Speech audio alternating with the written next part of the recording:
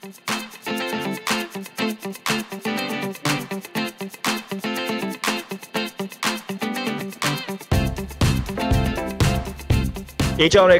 Heroes this is not just a TV show for me. For me, this is an outstanding series that salutes the hero inside each and every one of us.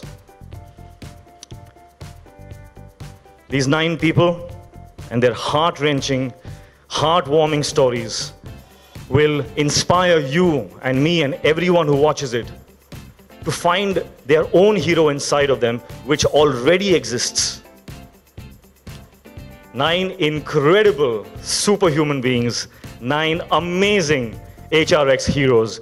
Ladies and gentlemen, can I have a big applause for all of them?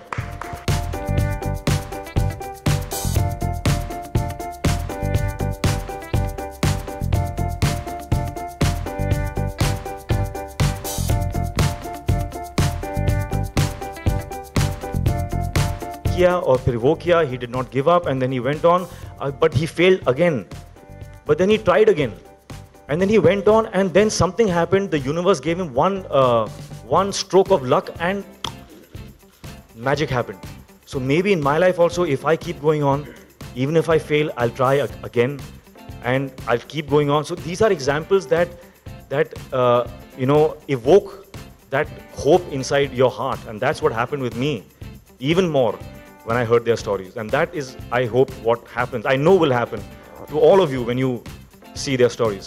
Actually, मैं सबसे पहले कहना चाहूँगा कि जो कुछ भी हूँ, जो सिर्फ रेसलिंग से हूँ, अगर मेरे नाम के आगे से रेसलर शब्द हटा दो तो मैं कुछ भी नहीं हूँ। और पिछले जैसे मैंने कोशिश किया था, पहले मैं इंडिया के लिए मैच्योर रेसलिंग खेला हूँ, ये मुझे मौका मिला कि मैं पहला रेसलर हूँ, फिर मैंने प्रो कन्वर्ट किया, कुछ सिचुएशन ऐसी रही। फिर उसके बाद मैंने फाइट पहले किया था, तब मेरे शोल्डर में फ्रैक्चर हो गया था और नोज में फ्रैक्चर हो गया था। तो 3 साल से मैं सही मोमेंट का वेट कर रहा था कि फिर वापसी करूं, फिर कोशिश करूं। और मैं चाहता हूं कि मैं बच्चों को बोलूँगा ये करो, वो करेंगे नहीं, आपको प्रैक्टिकल करना पड़ता है। अब मैं चाहता हूं कि ढेर सारे जो एस्पायरिंग बच्चे हैं वो स्पोर्ट्स में आएँ, अपना करियर बनाएं, उनकी फैमिली का करियर बने। तो ये टफ था, थोड़ा डिफ़िकल्ट था, मगर एक मेरे लिए एक्साइटमेंट थी जो किया, और मैं एक बड़ी फाइट अब फिर करने जा रहा हूँ। तो कम बैक करना थोड़ा सा मुश्किल था, मगर फिर धीरे धीरे कहते हैं ना कि डर के आगे जीत है, तो वही था। अच्छा रहा ये अनुभव। मेरा पैशन पहले से ये था कि मुझे किसी यूनिफॉर्म फील्ड में जाना था, और ये बड़ी मुश्किलों के साथ मैंने वो कॉलेज में एडमिशन लिया। मेरा यूपीएससी एंट्रेंस क्लियर हुआ। It was like historical moment for that college कि मेरा नाम पहली बार मिस अर्शनी कानेकर लिखा गया since 1956। It was a big moment for that college and for me also. और हाँ, दिक्कतें आई, और वो दिक्कतों को मैंने पॉजिटिवली लिया।